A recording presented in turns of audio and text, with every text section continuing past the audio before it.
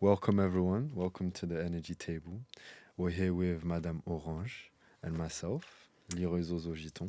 Greetings, greetings. And season 3 of the Energy Table. And today, we're going to focus on Madame Orange.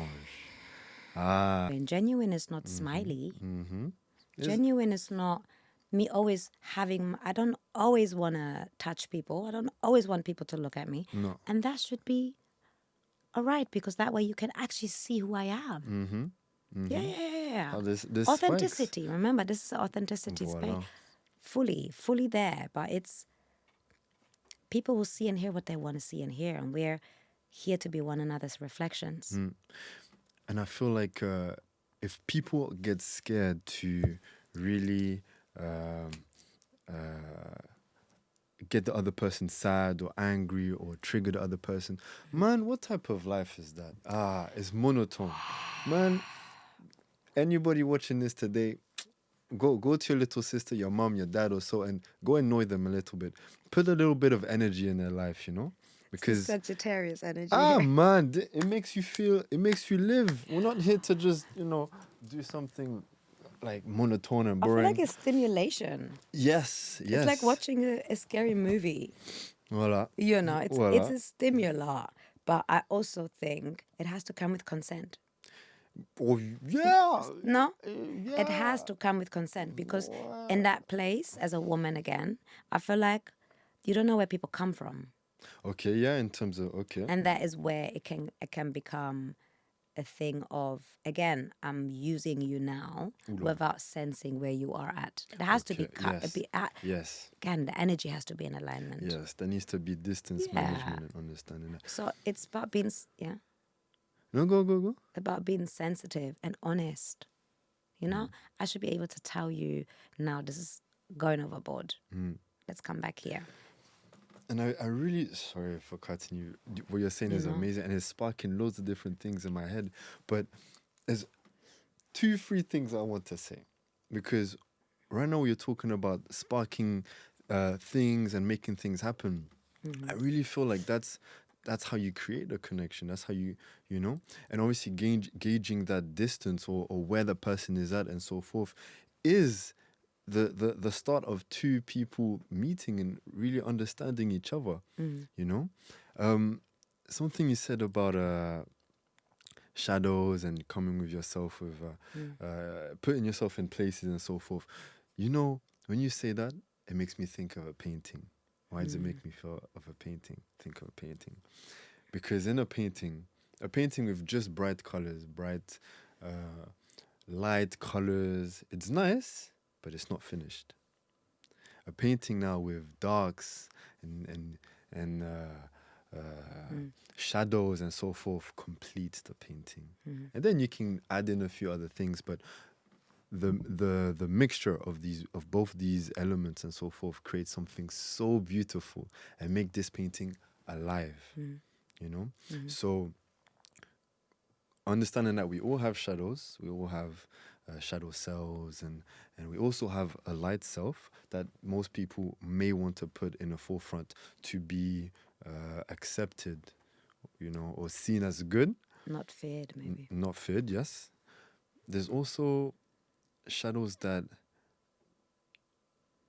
I feel complete the whole image, and that you can work on it. It's up to you to work on it on your own time, but they don't need to stay in a closet. They make the painting itself, and so that's what makes you grow and you learn. So all the things that you've gone through in terms of being the flower in the concrete and having all of this weight on you and still managing to pull through, man, Orange. That's what makes you here today. That's what makes you. What's kept me alive. I think. And you say you need to. You feel like you need to know how to not to fight, but to hold yourself steady and so forth. But that's through all this pressure. Well, they do have this saying that says, what makes a diamond? A rock under pressure. And I always say to my people, I welcome confrontation. And I think they're always confused until they have their first confrontation with me. Aye, no, Literally. nobody And wants that, bruv. no, but it's not as a negative, but I feel like that's when you see full spectrum beings. That's when you see. That's why you want to poke. You need to. That's what I would say. We need to poke to say, okay, this is who you are. Can you imagine? You live in a family. You think you know your mum. You think you know your dad. You think you know your sister. You think you know even yourself. But let's go on the family aspect. Do you really know who they are or what they've shown you? You know? I think COVID was doing a thing with people at that time. Yes, it They really were like, was. who are you? Yes, I exactly. know you for 8 years, but who are you? Like, we never spent so much time together. And so something. This is a little bit off tangent, but I feel like to really get to know someone through all of their hues is to really accept and incorporate them inside you. So whenever they pass away, it's beautiful because you've had that capability to experience them in this world, and so and see them, really see all of them, and that stays inside your heart, you know. And I find that beautiful. It is. It's makes life worth way more to live when you are interacting authentically with authentic people, having authentic experiences, even authentic drama. It's worth it because it's not based on pretense. It takes you to bond more and to love more and deeper and more unapologetic. Making bonds. You know, it's. But I feel like I have, with all whatever I had said, as I say, I have this spirit. I always look around the corner thinking, like, we're ready as humans. Like, we got this. We're getting there. I always tell whoever I meet, whatever is going on, we are in this together. Like, you are not alone. Even though I don't know you, I don't know where you live, but we're a collective. You're not supposed to look at me like an actual stranger. I'm not an actual stranger. We all have the same creator, and we all have the same needs. So what makes the distance? As in, like, essentials. So it's, and for that, I feel very blessed to come from a culture that religiously, consistently eats from one plate, regardless of the number of people in the room. And it kind of broke down already a lot of ISIS that I think the Western side would not even want to, bacteria's another person on my plate. Well, all these things, I already want to unify more. I want people to sit with me and my children, eat from the same place, and that plate, and that always invites the right frequency from the get-go. It brings, it initiates the feeling of familiarity and home and trust. So yeah, I feel very happy to be Eritrean. I really find that beautiful. How in East Africa, or actually in several different cultures, this is actually taught from young. Actually, how you grow up, but the whole family eats from one plate. Me'adi, yeah. They call it Me'adi. And there's actually, I don't want to say rules. There's actually rituals and ways you communicate through people, through how you eat on this plate. And I find it beautiful because it shows, first of all, community, sharing and so forth, but also if there's someone that you care about that you want to feed, and so you take from your side of the plate and you put it on their plate, There's so many ways, to connect. It's very simple, but it's ingrained in the basics, and I feel like that's how it grows someone to be able to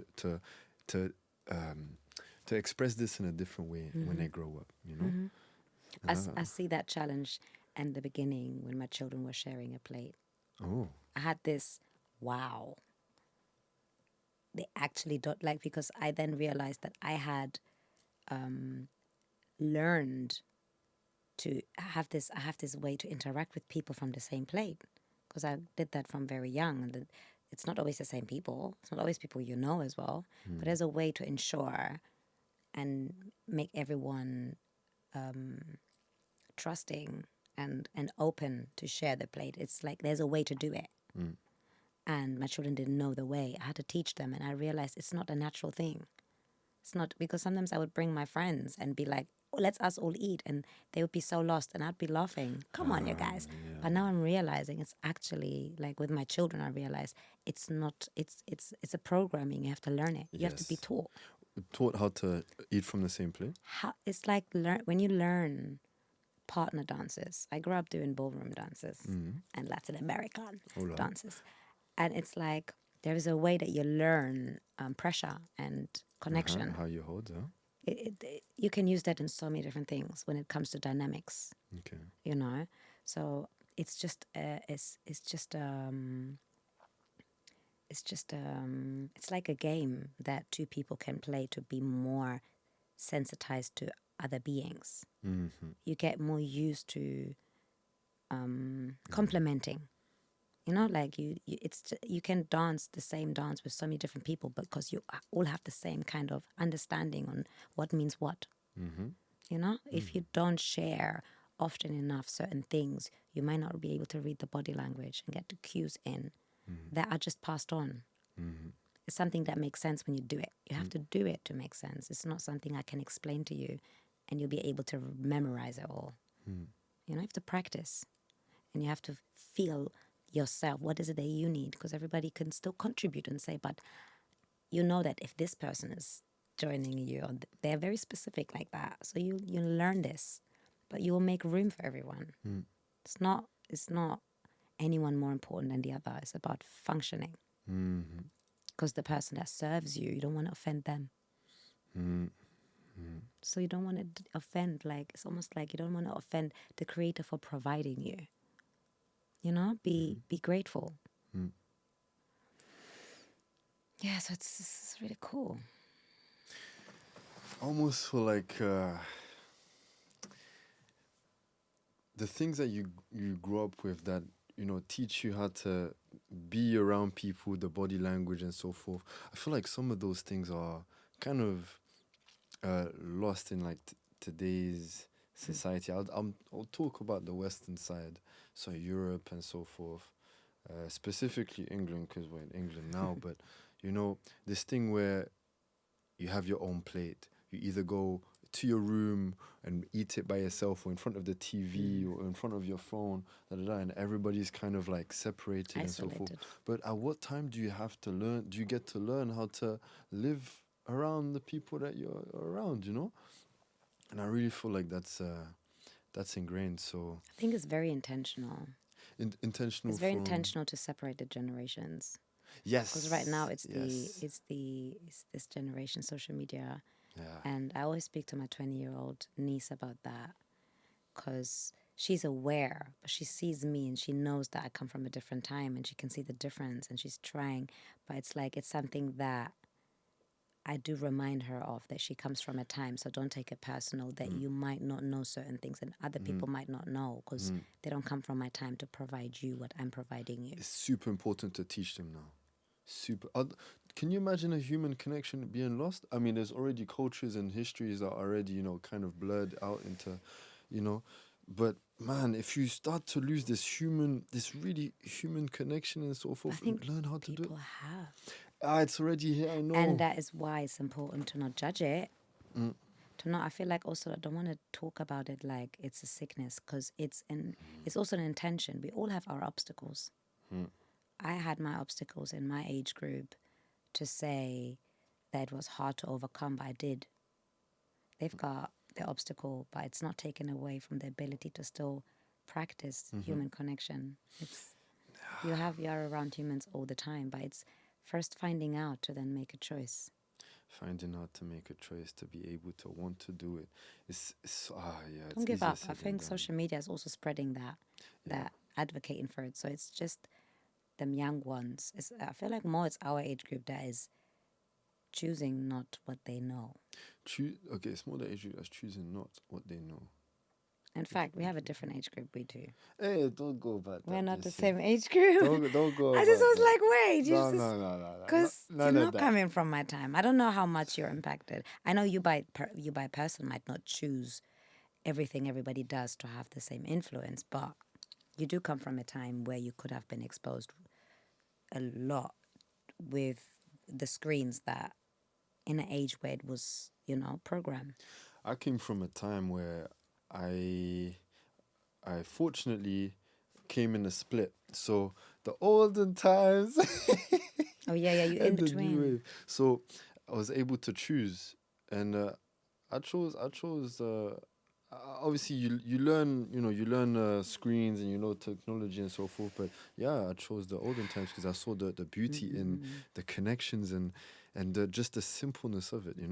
It's beautiful. I try and do that with my children as well. I think they think I'm the enemy.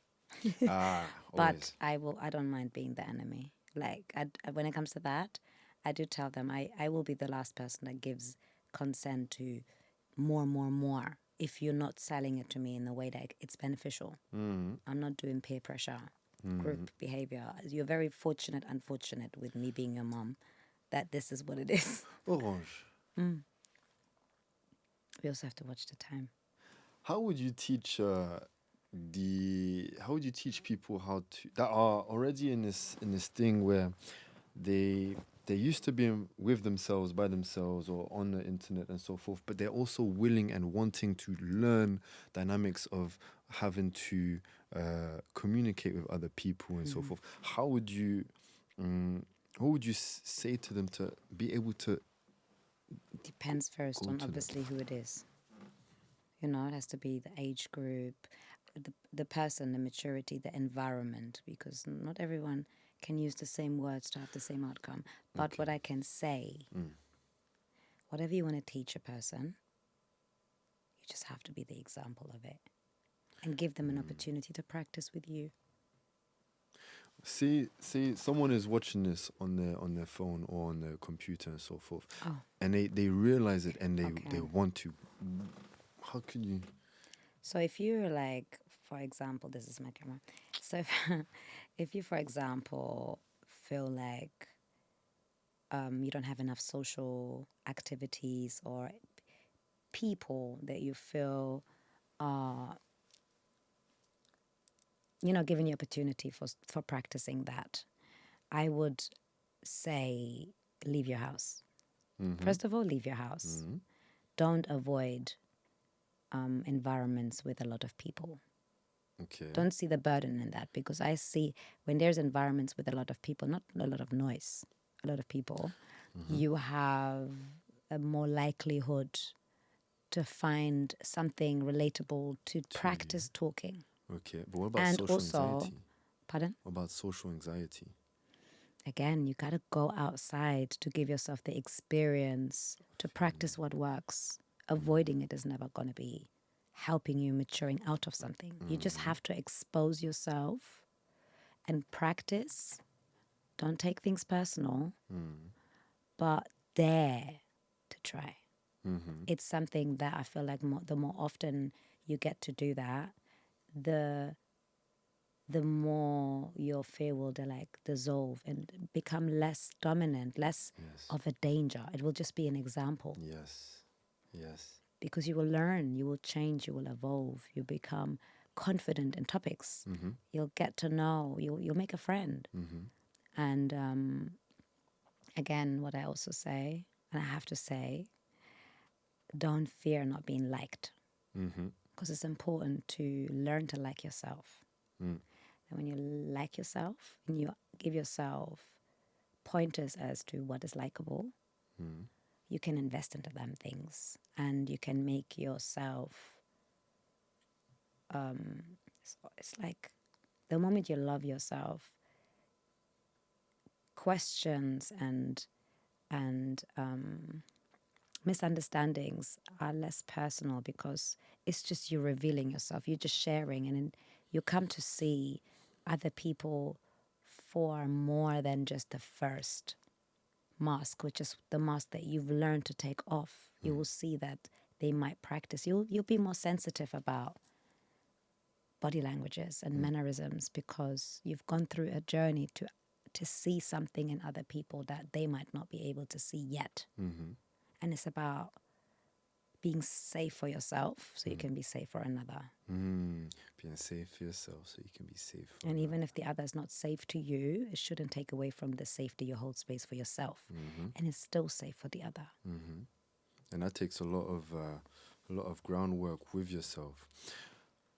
Okay. When you have said 2 minutes. we have 2 minutes, we have more than this. No, We have 2 minutes. We have more time. we do. Yeah, man. I got you. Don't worry. So we finish at 9? No, 9:15. Yeah. Oh, Thank you, okay. monsieur. Hey, wow. I wanted to say when you spoke about people overcoming this to learn human interaction and so forth, and going into crowds and learning how to navigate that realm. I also feel like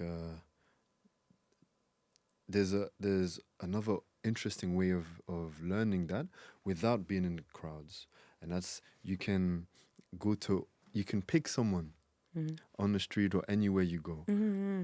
You know, it's like you have your world, you have their world, and you just come and see, hey, how you doing? You go without a mask, and you kind of try and understand where they're at, and I think it could be, I guess.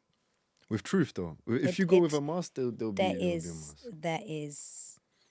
It's deeper. Very, very realistic. It's my world. I feel like that's what I do all the time. And I'm sure that's you. One-to-one is deeper. But we're quite confident people. But to approach one person. And it's like, again, when you are in a bigger space with loads more people, I feel like you can disappear easier. But then the conversations can just stay surface. Okay. Yeah, but you have practice to just then go there. And it's not like, because if you stop a single person, you kind of have to prove a point as to why they should stop for you. You know, it's quite hard just say the truth.